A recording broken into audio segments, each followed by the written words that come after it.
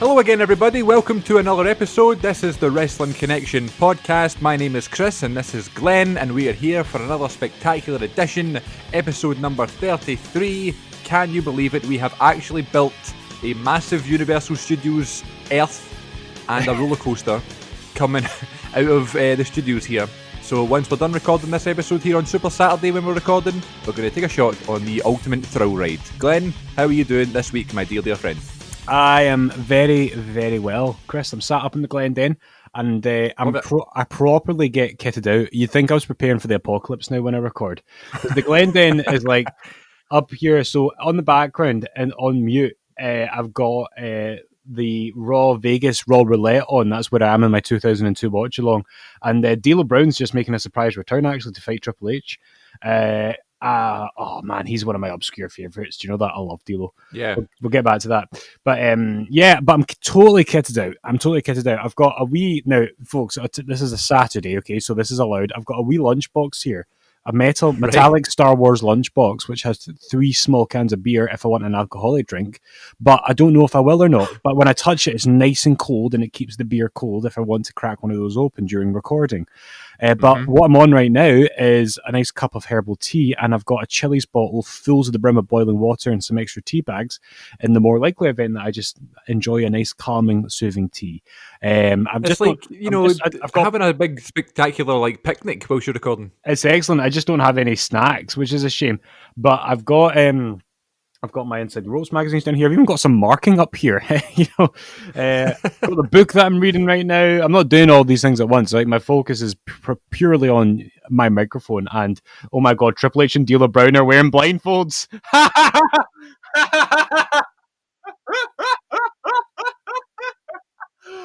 my god, this is so ridiculous with the mute on.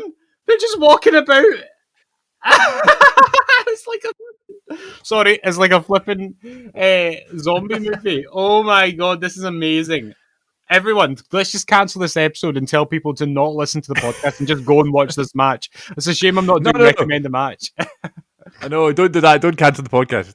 Oh, man. When you said D'Lo Brown's about to wrestle Triple H, that's the first thing I thought about. I just remember Triple H walking about with that blindfold on, looking ridiculous. It was this shot of him putting it on, right? And I was talking about my supplies that I've got up here when he was putting it on, but I didn't know that's what it was because I've got it on mute and I didn't see them spin the wheel to say it'd be a blindfold match. And when he was putting it on, it kind of looked like before it drooped over his face, it looked like he was wearing a wee pirate hat. I'll make a screenshot of it and we'll put it up on Instagram. And I just thought maybe it was this funny thing. I didn't comment on it then because I thought maybe a fan had thrown it into the audience and he put it on for a laugh. I thought, oh, that's weird that they filmed that and kept it on. And now D'Lo Brown and Triple H are wearing these blindfolds. That is ridiculous. Well, you're meant to be thankful this week, so you could be thankful for the blindfold match. I mean, I'm thankful for another gimmick this week, but the blindfold match is definitely on the list.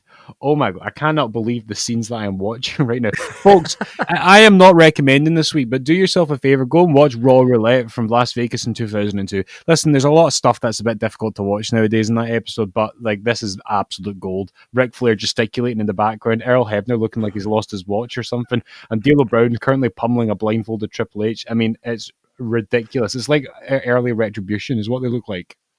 Oh no, I mean, much cooler looking than Retribution. I love the TLC match on that show though, TLC 4. Yeah, I'm excited for that. I've actually never watched it all the way through. Do you know that? Oh man, it's actually one of my favourite Raw matches ever. And the Hurricane gets attacked. Is it Hurricane? Yeah, it's Hurricane. Yeah. Gets attacked, so Kane has to do it on his own. So it's like 2v2v2v1. So it's really cool. That's when I really started loving Kane. I was thinking he's really cool. He's a badass man. He's a big red badass.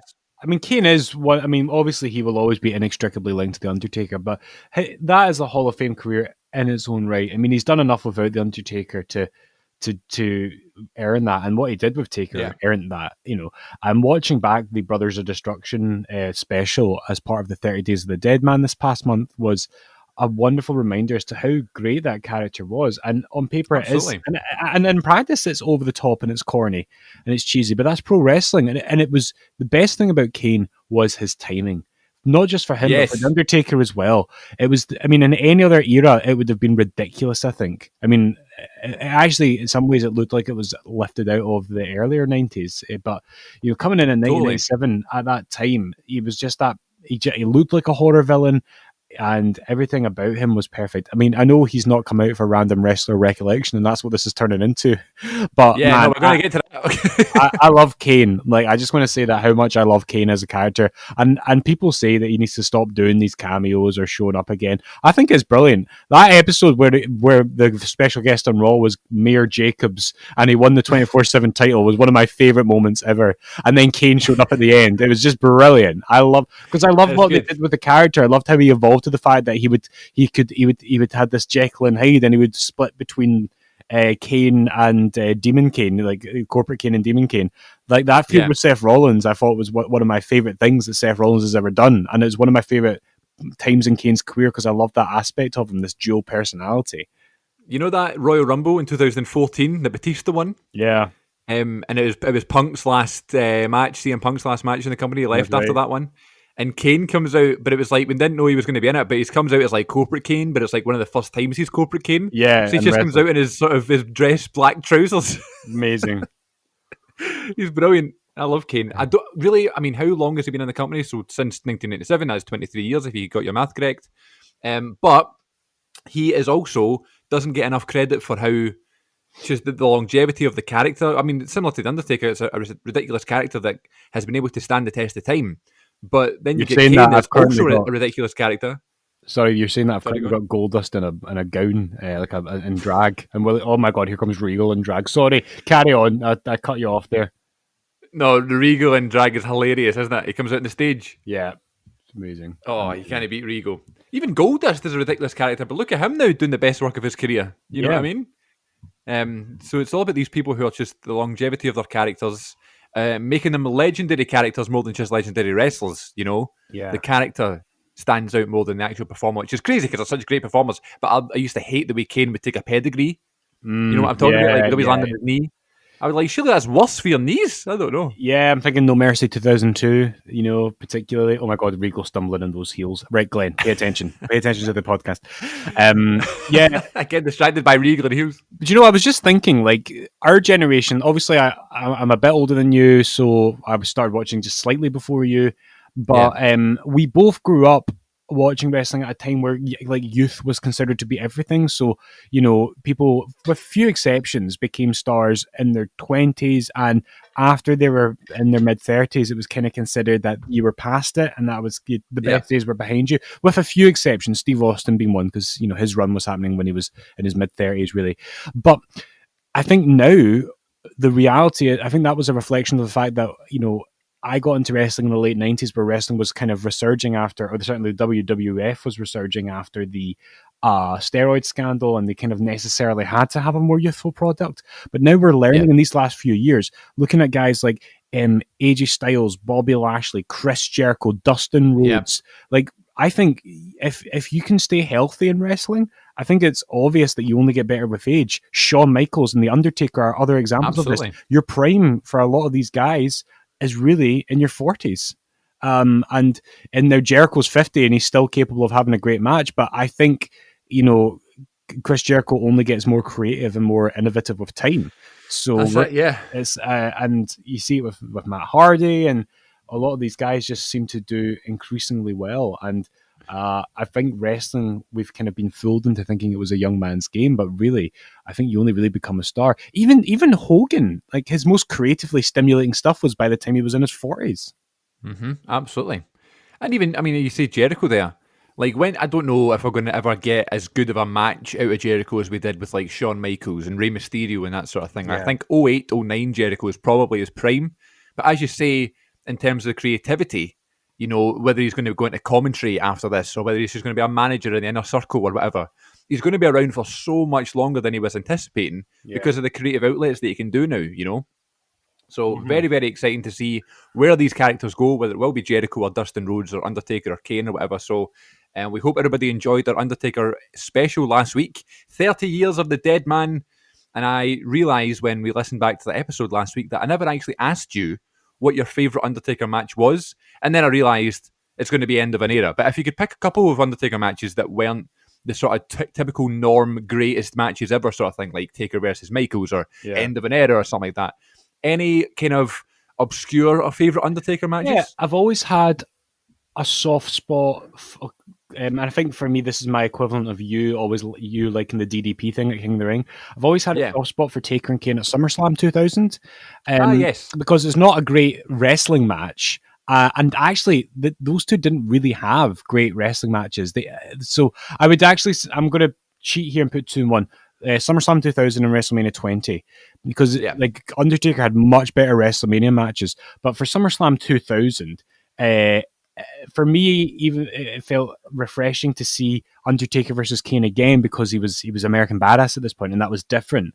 And also the intrigue of Kane losing his mask, like that was the talk of the playground after SummerSlam. Was it really? I was going to ask you about that, because I didn't watch SummerSlam 2000 until I was much older. Yeah, and I'm sure I got the DVD when I was like going through my real sort of wrestling DVD phase in like 2010-ish. Yeah, when I was trying to like get all the DVDs for YouTube, and that's in my big collection, that sort of thing. So I think I got the DVD, and that must have been the first time I'd watched the full show. Yeah, like I'd seen Shane and Steve Blackman, I'd seen the main event and all that sort of stuff. But I was like, Undertaker Kane, I don't really remember this one, and Taker's wearing that kind of blue shirt and stuff. I don't really remember. Yeah. Maybe I'll check it out.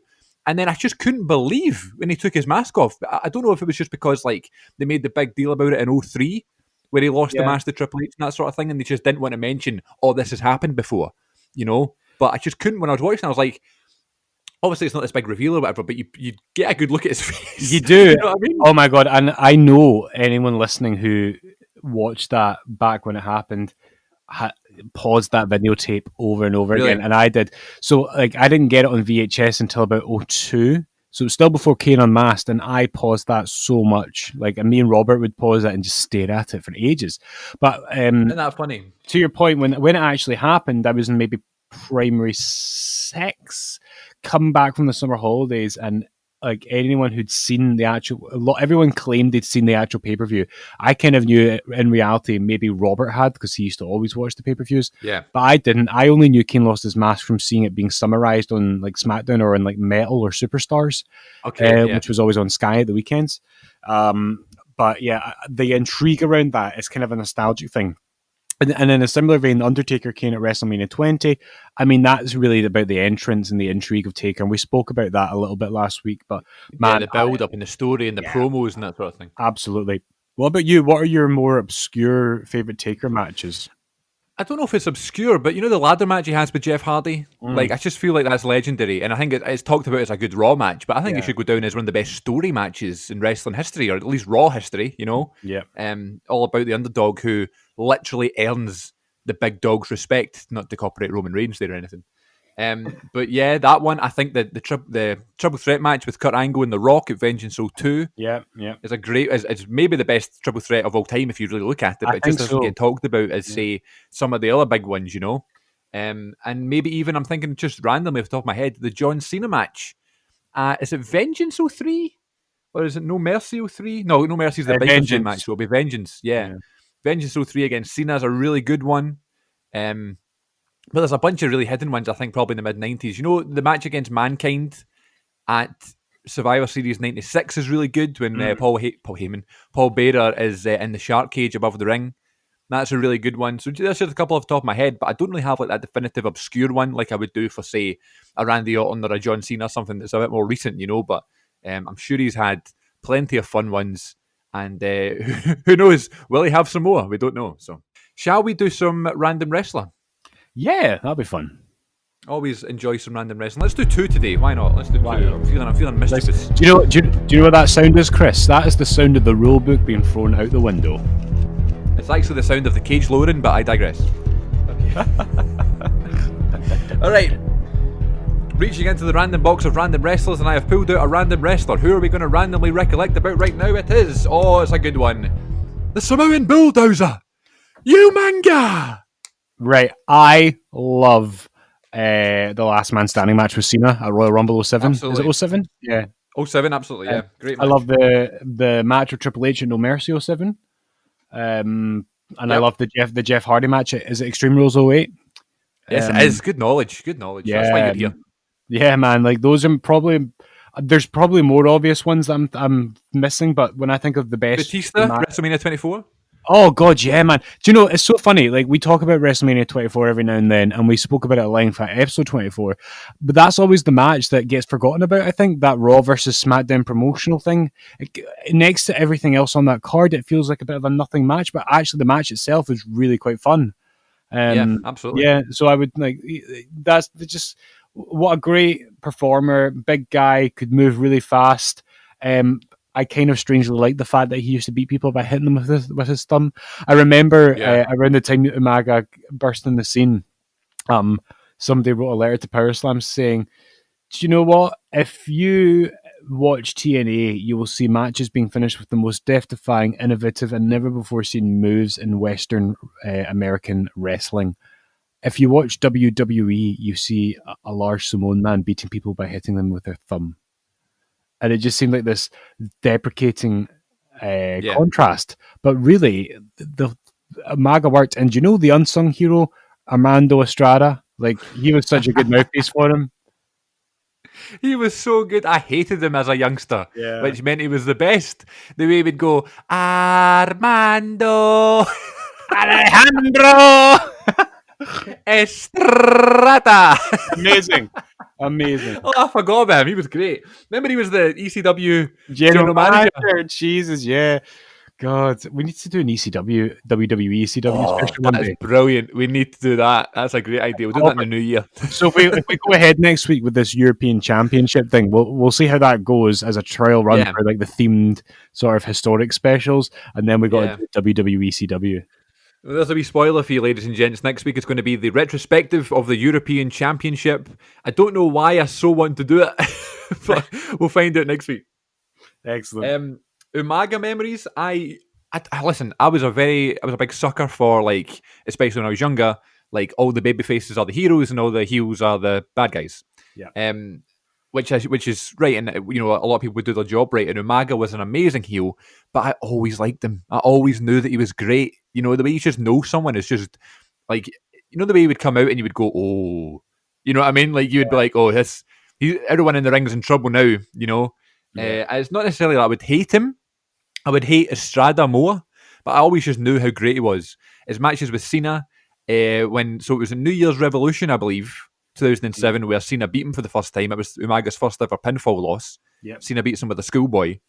And then, that's sheer memory, by the way, because I had that DVD when I was younger. Because Triple H tore his quad the match before. And then, at Royal Rumble was the last man standing match, and I have this vivid memory of that finish. You know, when he's got him in the STF, and he's got the rope wrapped around like his mouth and stuff like that. And I just remember, like, you thinking Cena was the coolest and strongest wrestler ever. Someone was able to make Umaga look like that. Yeah. It just did wonders for Cena as a young guy, you know? So, and props to Umaga for doing that, and putting him over in such a strong way. I just wish he was still around. I wish we didn't lose him so soon, because imagine what he could have done. I mean, what he would be doing now against all, like, kind of the smaller guys like Rollins and Buddy Murphy and Rey Mysterio's now back and stuff like that. And AJ Styles and stuff. Imagine an Umaga versus Samoa Joe match. Yeah. You know? But even like, 6-7 years ago, when he could be wrestling Punk and stuff, I know he had a wee feud with Punk in 2009, but that's a different Punk, you know? Yeah.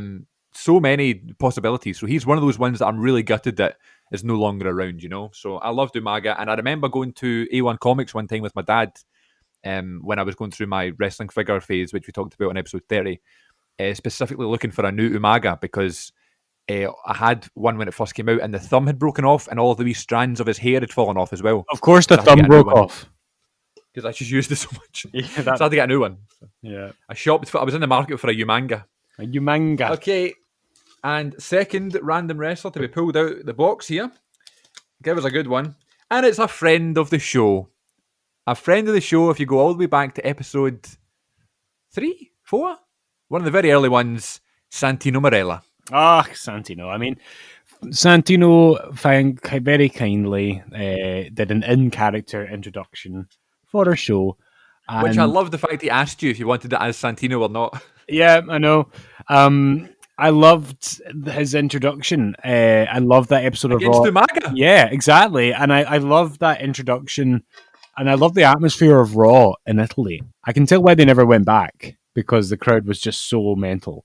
But that was like, I love the idea of an angle of like a fan winning a title. Yeah, But the I thought minute it was really cool. the minute he whipped his shirt off, and he pretends that this wasn't a plan, you know, you could tell like he was definitely Do like you a remember? wrestler. And So it would have been Lillian Garcia who was the ring announcer at that time. So she wasn't there that day. yeah, Like maybe she just didn't travel or whatever. And it was Todd Grisham that was doing the ring announcements. And I think Todd Grisham, we talked about this a few months ago, I think, but I think Todd Grisham is a really good commentator. But I think he's yeah, a god awful ring announcer, right? No offense to Todd, but it just I don't know, when we'd watch back old Raws and stuff, he would do it so slowly. And it just annoyed me. I remember thinking that as a kid, like this guy is not Lillian. So he's the ring announcer for this match. And of course, so Santino comes in, he's meant to be this nobody, so I'm assuming they didn't tell Todd Grisham, what his name was. So if you remember that match correctly, Bobby Lashley comes out and helps Santino Marella, yeah, who's meant to be a local fan, win the Intercontinental Championship, right? yeah. So Todd Grisham goes, and your winner and new Intercontinental Champion. And he just goes, Santino Marella! Like, obviously didn't know his name. Just obviously heard what Santino had said and just tried to remember what he said. Anyway, sorry. That's amazing. I'd forgotten all about that. Yeah, but I love Santino, and he lasted a long time. I think we need to give credit to Santina Marella, who made a return at the Royal Rumble this year. Right. And who was, and I love, I mean, listen, I'm not going to get into politics, although I am reading Barack Obama's book right now. Which I heard is magnificent, by the way. It's so far so good. It's very, very dense, but it's great. But yeah, it's I love that sketch where Trump fires Santina, and then when they both walk out of frame, Santino walks by and goes, she had to go around. Oh, yes. So, yes, friend of the show, Santino, for doing that great introduction for us, which is still one of my favourite ones because it is so in character, Yeah. And although Gangrel was in character, Santino did it right, Yeah, absolutely. Absolutely. Oh. Santino didn't tell us to fang and bang. So I don't have anything. I don't have anything really on my mind about Santino other than just a great performer, and I'd love to see him back. And obviously, I don't think he would come back. I think he's nearly 50 now, but I don't know. I just love the character. And the reason he left was because he knew his position. He knew that he would never get above that level. He was just a comedy character, and that's fine for so long, and he can make a lot of money and that sort of thing, and that's what he did, and he was really smart about it. But he probably called it when it was probably time, Yeah, definitely. Enough's enough sort of thing. So, good guy. Big props to Santino Marella. You good for a toilet break? Or you want to move on? Oh God, no! I've never said no to a toilet break. How do you feel? I'll tell you what. Let's do your segment, and then we'll think about it where we're at then. Okay, let's do it. Go. What I'm thankful for in wrestling this week. Oh yeah. Wow, I really echoed there. Is there something in here that my is bouncing off the walls? It's just because I'm in the Glendon, I suppose. Right, so thankful this week, Chris. I gave this a good bit of thought, and this week I am thankful for. Sorry, I'm just repositioning myself in this chair because my leg's falling asleep. This is what happens when you get old, Chris. I'm thankful for fan interaction pay-per-views this week. Okay. So your Taboo Tuesdays, your Cyber Sundays, and I don't know if any other promotions ever did anything like this. But I missed this. Now, I know Monday Night Raw in like 2012, 2013 would sometimes do like fan votes on the WWE app, but they were always choice or something. They were always so crap. It was like, what kind of stipulation do you want? A no holds barred match, a street fight, or an Extreme Rules match? It was so flipping patronizing. It was unreal. But yeah, but I loved that concept of having a say. I think it's maybe something which works better on TV rather than a pay-per-view, because pay-per-views you need stories, and if you don't know who your world champion is wrestling until a fan vote happens, then it's a bit. I mean, I know we got like Triple H and Shawn Michaels again out of one of them. But I love the concept, and I think there's a possibility, or there's fuel there. There's an idea that you could resurrect the idea, but for a TV special, and it's like, get Twitter, use a hashtag to vote. and you can make it really fun and really intriguing. I always thought, why don't we do this with the Royal Rumble where you can vote on one contestant to come in or one returning legend or something? I thought there's always like potential for that to work again. So I hope they don't ever totally abandon the idea. But I loved going on WWE.com and voting, genuinely voting. Me too. I remember voting because I so badly wanted Mick Foley to be Mankind when he wrestled Carlito. Do you remember that one? You could vote I think I voted for Cactus Jack, actually. Did you? Yeah. But see, the thing is, we'd seen Cactus Jack come back, but we hadn't seen Mankind You're right, in a long time. Right. And that was my logic. So I was glad that Mankind came back for that one. But yeah, it's a concept which we've not seen really properly in a long time.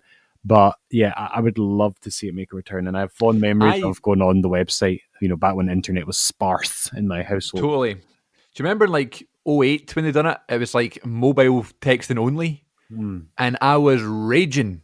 I was like, you should need to be in America to do it, surely. Yeah. You know what I mean?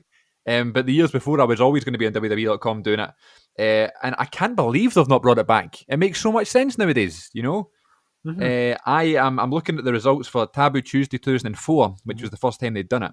And the first match is Chris Jericho defending the Intercontinental title.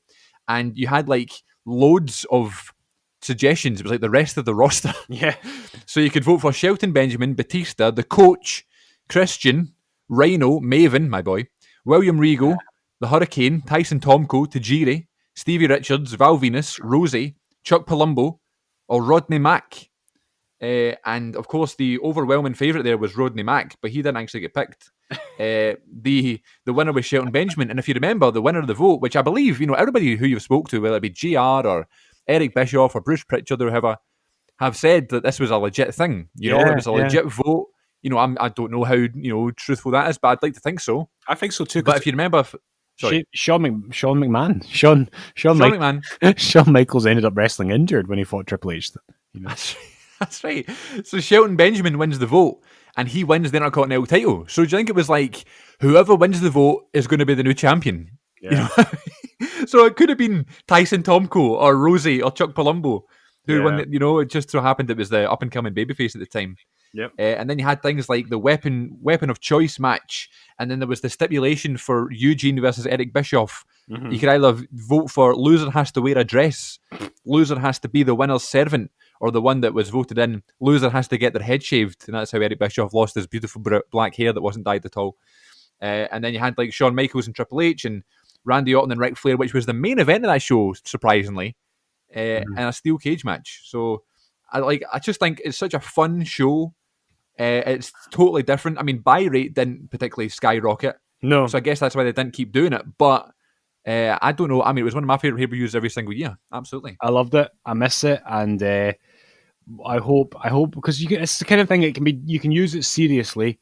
And if you're clever with your storytelling, you can actually have stories around it. Because say you've got a world champion and 3 potential opponents, you could plant seeds for them to, like in a murder mystery where everyone's a suspect, you can plant seeds for everyone to have beef with the world champion, and so it would be logical. And then the other 2 can get involved with the match in some way on the show. It's something which, you can well imagine NXT doing, because NXT absolutely doing all these pay-per-views. But interestingly, when they booked a Tuesday pay-per-view, what eventually became Taboo Tuesday was originally supposed to be and originally advertised locally as WWE Halloween Havoc.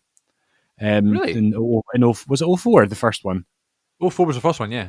Yeah, I remember reading that in PowerSlam, because PowerSlam used to always have an upcoming pay-per-view section, and that's what it was. That's right.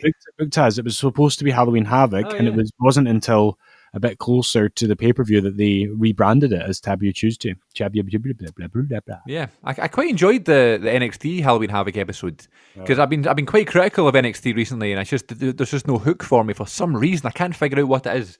Maybe I'm wrestled out by the time I finish Dynamite, you know what I mean? But like, I just can't get into it. I mean, I know Io Shirai and Rhea Ripley had an amazing match, recently, but like, I'm sure, and obviously I watched the great matches. I'm not saying there's not any good matches. Like, I'm sure the Halloween Havoc one with like Damian Priest and Johnny Gargano and stuff like that. Like, I made sure to watch it, Yeah. But it's never like, if I'm going to pick, I don't know, I'm just always picking Dynamite right now. It's my favourite show. And then SmackDown's a close second right now. I think SmackDown's a great show right now. Yeah. I don't know why. I just feel like this, because I wouldn't have said that 9 months ago, pre-pandemic. I thought it was a mess before WrestleMania. But now it's like the one that kind of makes the most sense. I don't know. Where was I going with that? Yes, in 2005, Taboo Tuesday, I don't know if you remember, it was like vote for who's getting the world title shot, right? And I don't know who got voted in. I think, do you know what it was? It was a triple threat match. It was John Cena versus Kurt Angle versus someone else. And Shawn Michaels gets put in for that triple threat match. And the other two options were Chris Benoit and Edge.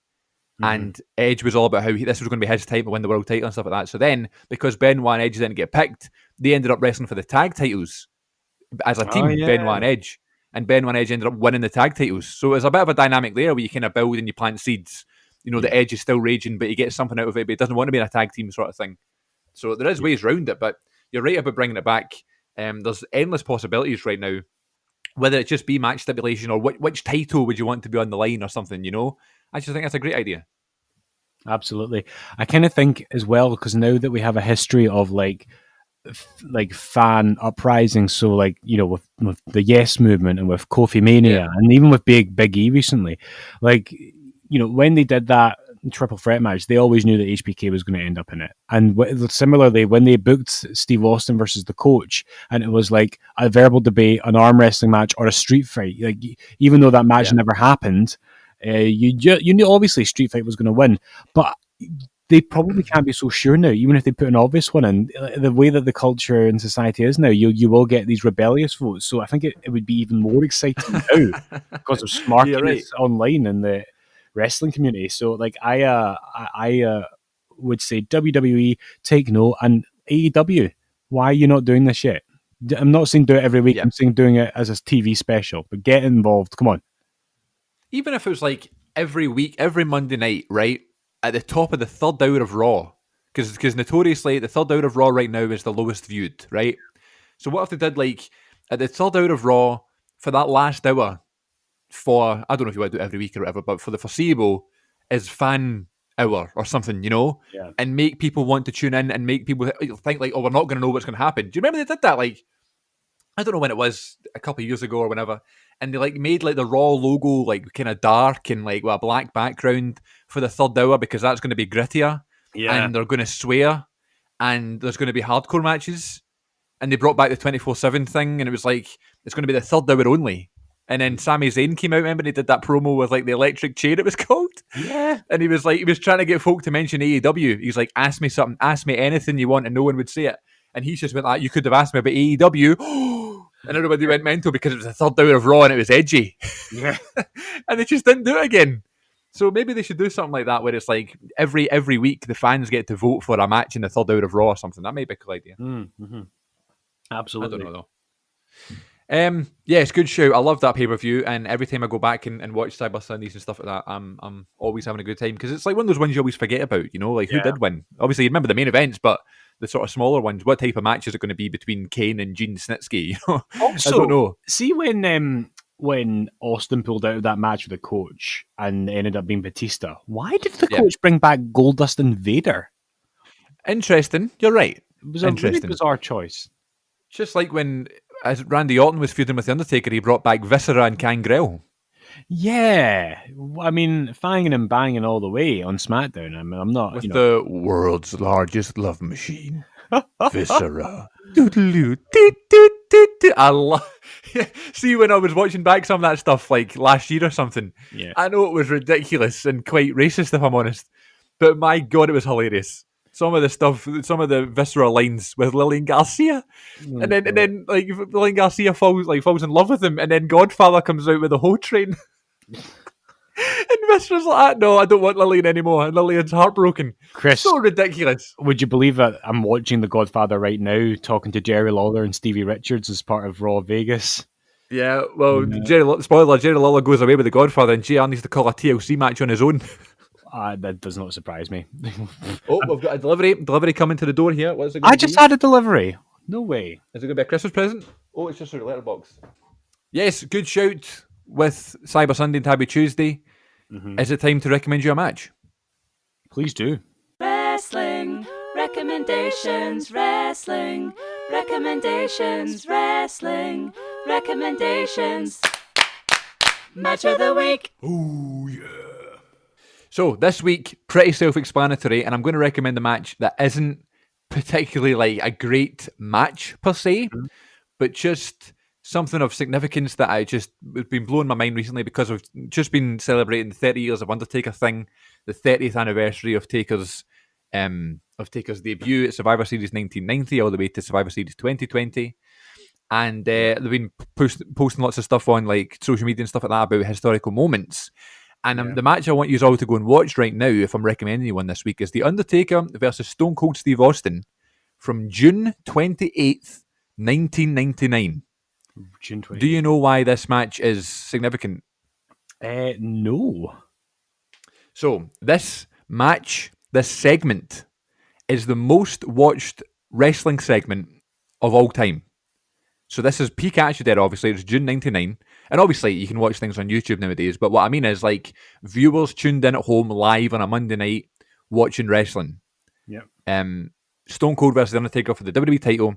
Stone Cold Steve Austin wins back the title that he lost to Over the Edge earlier in the year. And starts the feud with whoever else after this. I think it's just the McMahons. And then he goes into the feud with Triple H for SummerSlam. And this is kind of the end of the corporate ministry sort of era. So it's Stone Cold versus Undertaker, the most watched match in wrestling history. So the rating for Raw this week was like 1.89 or something, which has averaged about 2 million viewers. Me and Glenn, it's averaged about 2 million viewers for this past week's episode of Raw. Mm-hmm. Can you guess what the rating was for this show? Oh, I don't even want to because I'm definitely going to get it wrong. Go on, tell me. 9.5. 10 point however many million people watched Stone Cold versus The Undertaker live on a Monday night because it was the most watched match segment show in cable history at that time. And I'm just thinking, you know the way that wrestlers are like big stars nowadays, right? Mm-hmm. And when they're on talk shows and when you see them at the airport and stuff like that, it's like this big thing. They're always crowded by fans and that sort of thing, and people taking pictures and stuff. And that's 2 million viewers every week on Raw right now, and it's about just under 3 million every week on SmackDown because it's the Fox exposure and that sort of thing. Mm-hmm. But can you just imagine at that time when it was literally, you kind of mentioned this a couple when we were doing the Mount Rushmore episode, where these people weren't just wrestling personalities. Mm-hmm. These were like pop culture personalities, and like everybody knew who they were. Stone Cold Steve Austin was a celebrity. He wasn't just a wrestler. Still was Hulk Hogan in the 80s and that sort of thing, you know. And to a degree, John Cena was for a bit, and I'm sure he still is, you know, of course he is, and The Rock is and that sort of thing. But, you know, I don't know if you would say that Seth Rollins is a household name right now, you know. Yeah. But Stone Cold Steve Austin definitely was. 10 million people. So we have a reality show here in the UK called I'm a Celebrity, Get Me Out of Here. Yep. And I'm not a reality show fan whatsoever, but every single year I love I'm a Celeb. I watch it every year. Yep. And I'm currently watching it now. Not right now. I don't have it on like Raw Roulette or anything, but I do watch it every night. Yeah. And the debut episode was the most watched in series history this season. It was like 12 million viewers or something, right? Yeah. So that's not even like a niche thing. That's just reality television that brings families together, and that's getting, 12 million viewers. Raw got 10 million viewers for one match, opposed with WCW, by the way, who I'm sure were getting about 2 million at the time. It just shows you how massive wrestling was in the late 90s. Mm-hmm. It shows you how popular the Stone Cold Steve Austin character was, and how I don't think Undertaker gets enough credit for being one of the GOATs who, yes, he's this great character, and yes, he's got this longevity, as we mentioned earlier, but he was so unbelievably popular at different points in his career. Yeah. You know? And when he was Total Deadman, absolutely. When he was American Badass, absolutely. When he was feuding with Edge, all that great stuff, you know? And even now, there's a whole pay-per-view that was named after him for Survivor Series, you know, this year. But just in the late 90s, when everybody else was so popular, you know, Godfather, Val Venus, Hardcore Holly, all these people were getting big sort of moments on Raw, there was clear main eventers. And it was The Rock, and it was Mankind, and Triple H, and Kane. But Undertaker versus Stone Cold pulling in 10 million viewers in a time where it's like cable television is this big thing, and it's all about this sort of rebel-like nature for life, you know, and people were just not like wanting to conform to the system and stuff like that. But people were so trained that Raw was on a Monday night opposed to WCW, and it's Austin versus Taker. So check out that match on the network. It's not even, to be honest with you, I've recommended other Attitude Era matches on this show that were better than this one. I can remember like there was one in late 98 with The Rock and Austin, and the crowd are just going mental. It was one of the ones I recommended a few weeks ago. That one's like far better than this match, but just the significance of this match, the Undertaker holds that to his name. You know, the most watched match live in wrestling history it's Taker versus Austin. So check it out this week. Incredible. I had no idea about that. I mean, obviously I knew that was their boom period, and I knew that, that's when WCW really started to dwindle by comparison. But Jesus, that's an unthinkable. I mean, the how badly they would want people to watch the product like that now. It's incredible. Crazy. Even just another million would be great now, Yeah, absolutely. Never mind 10 million. It's just crazy, man. I would watch Raw every week religiously, but just the fact that all those people, and I'm sure it wasn't like 10 million wrestling fans, it could just have been on. Mm-hmm. But my God, that's a lot of people, you know what I mean? Yeah. That's a lot of people watching wrestling. So, but it's just one of the ones I was watching this week, and I knew it was coming up because Conrad did a sort of watch along at the anniversary back in June or whatever it was. July, did I say? Yeah, June 28th. It was like the anniversary of it, so he did a watch along with the ad-free shows community or whatever, and they watched along with the most watched wrestling match in cable TV history, and it's just incredible. Like, that's why. And do you know what? I actually saw a clip on YouTube this morning. I've not watched it yet, but Undertaker was on Good Morning Britain this week, and he was chatting to Piers Morgan. Yeah. So I've added it to my watch later list, so I'm going to check that out. But even now, obviously, Undertaker's a big star and stuff like that, but he wouldn't, even Roman Reigns, who we love, on this show, wouldn't be on Good Morning Britain, unless he would be if they were touring over here, but I don't mean like, they wouldn't be like, we need to Zoom Roman Reigns and talk about Survivor Series, you know what I mean? Yeah. But they would have done that with Austin, so. Absolutely. Gosh. Crazy times. Well, I'll tell you something. We're finishing good for time right now, so I don't know if you just want to end it there. You want to talk about something else? I'm good. I mean, I think if we wrap it up, say thank you for listening. That's a nice, concise episode, and then there's always next week. And there's always I'm next gonna week. Go and at some point this week, I'm going to watch that match on now with the appreciation of that as the historical context behind it. That's awesome, man. You're not the only one that was watching that one. Yeah. And when I reflect on this episode, I'll think about the surprising blindfolds of D'Lo Brown and Triple H. I'll think about Undertaker and Stone Cold Steve Austin. I'll think about Kane, and I'll think about Umaga and Armando Estrada. Yeah. And I'll think about all these things. And I'll think about episode 34. Oh, we didn't talk about the associated wrestling. We didn't talk about. Let's finish off with that. Tell me any memories of WrestleMania 33. 33, right. I mean, obviously, it's that moment that everyone comes back to that I think about. It's the Hardy Boys return. Yes. And it was rumoured all week, wasn't it? But I didn't... I'll tell you what, right? I sorry to interrupt. No, right? no. But I had no idea. And I was following the Hardys because they were doing this expedition of gold. Yeah. Remember? And it was like they won the tag titles in TNA and then let their contracts expire or whatever. And then they went to loads of indie promotions, won all the tag titles, won the ROH tag titles and said they'd sign with ROH. And I was thinking, how cool is that like they went from TNA to ROH? Like, that's great for the business. And obviously they wouldn't really get a chance to win all the titles in WWE. They couldn't complete the expedition of gold in WWE anyway. So it's maybe cool that it can continue in ROH. Yeah. And then they fucking finish this thing that they started in TNA at WrestleMania. Amazing. It's just like, I don't understand how they were able to pull that off. It was such a novelty to see them both again in a WWE ring. It'd been so long. And I just remember it felt really special because I remember we were sitting in Jamie's old flat, my pal Jamie, and my pal Robert was there. And Robert and I, as I've said in the past, we used to like say the Hardy Boys were our favourites and pretend to be them. And so to have that music hit again, and it was a huge pop. I felt really bad actually because Jamie's girlfriend was woken by us screaming. Woken, yeah. But do you remember the weird cutaways because they wouldn't want to show the delete thing because it's still owned by Anthem at that point. So that was hilarious when you started to realize that that's what they were doing. But deleting and the broken Matt Hardy gimmick was so over at that point. It was just that was the moment of WrestleMania, and obviously, we spoke at length with the Undertaker, and we know about the Reigns match that year, and obviously, I think we could point to Goldberg and Lesnar as being another highlight of that show. A really, really good one. Really good match, absolutely, and it's exactly what that match needed to be as well. Yeah, absolutely. So, definitely, I think Goldberg's best WWE match, I think. Maybe I love the Ziggler one, but the best one with a meaningful feud, The Ziggler one was great. Yeah, you better believe we're getting Goldberg and Reigns at WrestleMania this year. I'm telling you, they want to do that match and they're going to do it. They want to, but if they get Dwayne involved, then there's no way Goldberg is going to. Obviously, yeah. So, obviously, I just don't know. I don't think we're getting Dwayne until there's going to be fans there. Yeah, I think both matches will happen, with a bit of luck. But I think it's Goldberg and Reigns. Like you can tell that they're planting seeds for both because the whole tribal chief thing writes itself for The Rock, doesn't it? Absolutely. And the whole thing with Goldberg watching on the Astrodome. No, the Astrodome. No, the Silverdome. I wish. No, the Thunderdome. Jesus. Why haven't they got Hogan out to get that trip up over that? I don't know.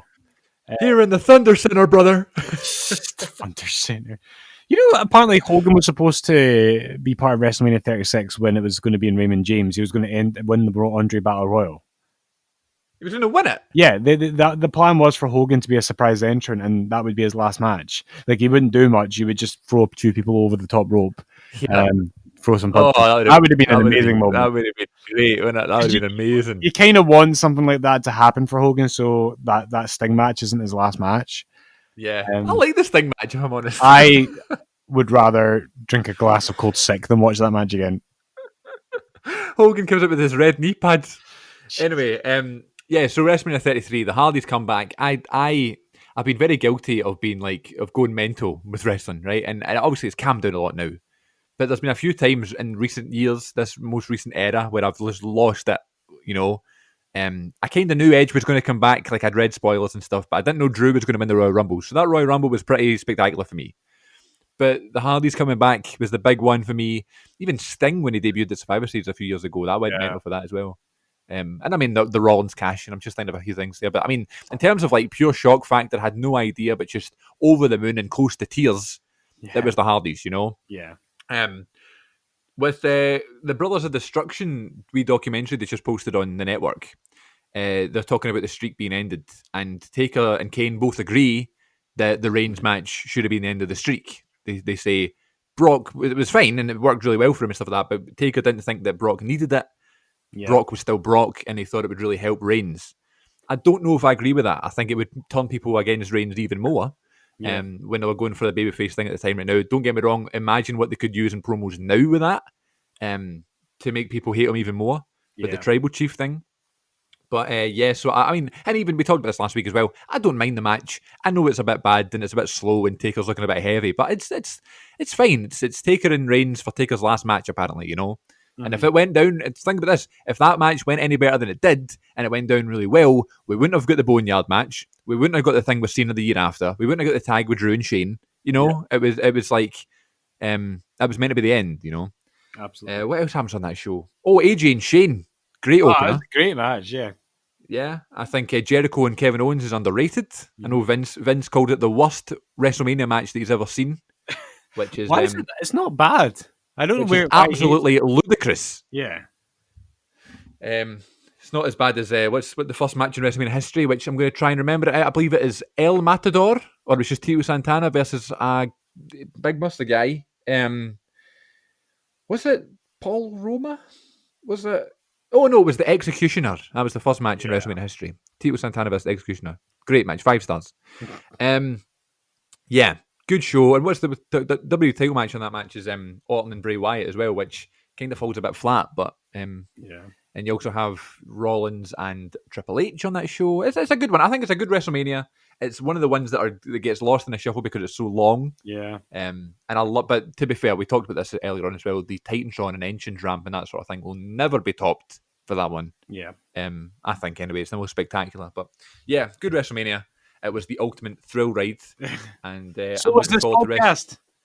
There you go. And we will chat about WrestleMania 34 next week in our European Championship special, which I'm buzzing to do. So we'll get to that next week here on the Wrestling Connection. Thank you ever so much if you downloaded this or streamed this episode, wherever you may be in the world. We really appreciate it. Please try and spread the word. Share with any wrestling fans that you know. We try to keep this as generic as possible, even though we have some obscure knowledge. But we want any people who have ever been a fan of wrestling to enjoy the Wrestling Connection. So please share it with friends and family and pets. And we are on social media. Instagram is at WrestleConnection. Twitter is at WrestleConnect1. And please subscribe to our YouTube channel by searching the Wrestling Connection podcast or Wrestle Connection for exclusive content on there too. So until next time, folks, thanks very much for watching/listening. And we will see you and you will hear us next week on the Wrestling Connection. Bye, everyone.